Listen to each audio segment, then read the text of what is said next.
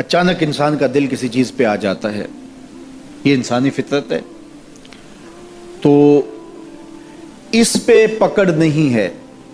صوفیہ کہتے ہیں کہ تمہارا دل اتنا صاف ہو کہ تمہارے دل میں یہ بات بھی نہ آئے،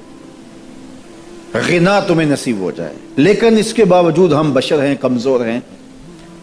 تو کسی شخص کے پاس کوئی چیز دیکھی اور للچا گیا دل اس کی طرف،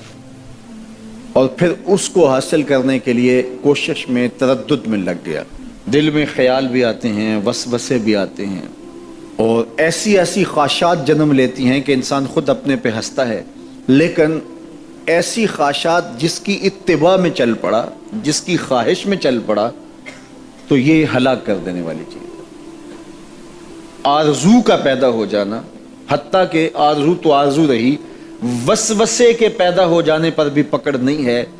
اگر اس کی اتباع نہ کی جائے۔ صحابہ نے حضور سے عرض کیا، حضور ہمیں ایسے وسوسے آتے ہیں کہ اگر ہم بیان کر دیں تو قتل کر دیے جائیں، اتنا غلیظ خیال بعض اوقات انسان کے دل کی تختی پہ آتا ہے، دماغ کی سکرین پہ ابھرتا ہے۔ تو فرمایا کہ تم کیا کرتے ہو؟ تو انہوں نے کہا کہ ہم اس کو جھٹکنے کی کوشش کرتے ہیں، جب اس طرح کا کوئی خیال آتا ہے تو بندہ اس کو جھٹکتا ہے، دور کرتا ہے، اور بندہ خوف زدہ ہوتا ہے اور اللہ کی پناہ میں آتا ہے، اور اس کی ایک حالت ہوتی ہے۔ تو اس حالت کا انہوں نے ذکر کیا کہ ہم تو پھر یہ کرتے ہیں، تو فرمایا کہ ذالک صریح الایمان، یہ تمہارے واضح ایمان کی علامت ہے کہ اس وسوسے کے بعد جو تمہاری طبیعت میں بے چینی اور بیزاری پیدا ہوئی،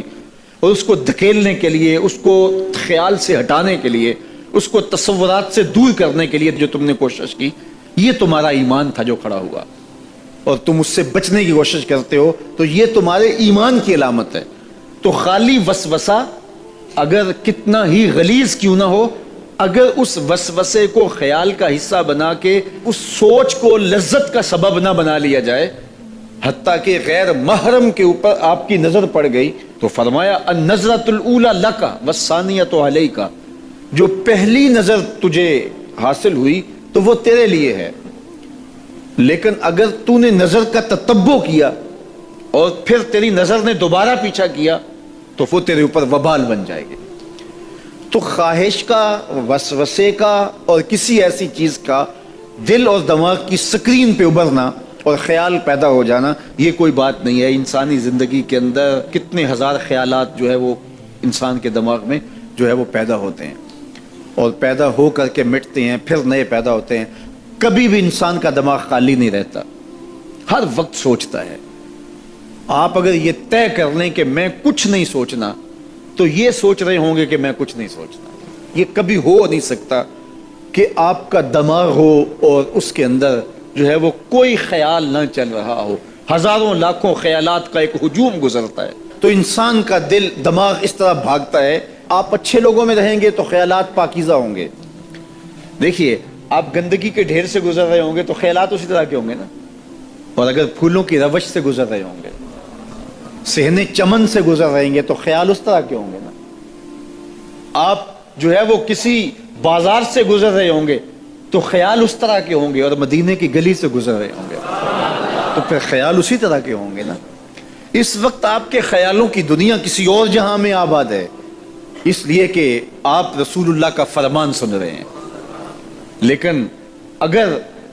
آپ کے سامنے کو گویہ غزل گا رہا ہو تو پھر خیال کی وادیوں میں بھٹک کے کہیں آپ اور کھڑے ہوں گے۔ اب بات حضور کے فرامین کی ہو رہی ہے تو تصور پھر گنبد خضرا کے مکی کا ہی ہوگا نا،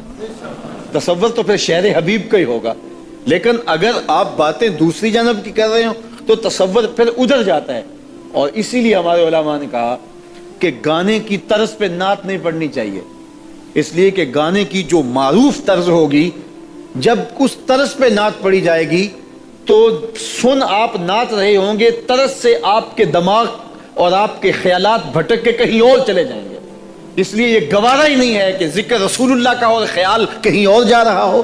خیال آوارہ ہو اور بھٹک رہا ہو۔ جب تذکرہ حضور کا ہو رہا ہو تو خیال بھی گنبد خضرا کے مکی کا ہی ہونا چاہیے۔ تو یہ بات ذہن میں رکھیے گا کہ یہ انسانی زندگی کے اندر انسان کا خیال بھی بھٹکتا ہے، سوچیں بھی بھٹکتی ہیں، دل میں بھی کئی کچھ آتا ہے، لیکن پکڑ اور گرفت اس وقت ہوتی ہے جب انسان اس خیال پہ اپنے آپ کو اس راہ پہ ڈال دیتا ہے۔ لالچ کا پیدا ہونا بھی شریعت میں ماخوذ نہیں ہے، وہ تمہارے لیے جو ہے وہ وبال تب بنے گی جب تم اس کی اتباع کرنے لگ جاؤ گے، اس خواہش کے پیچھے لگ جاؤ گے۔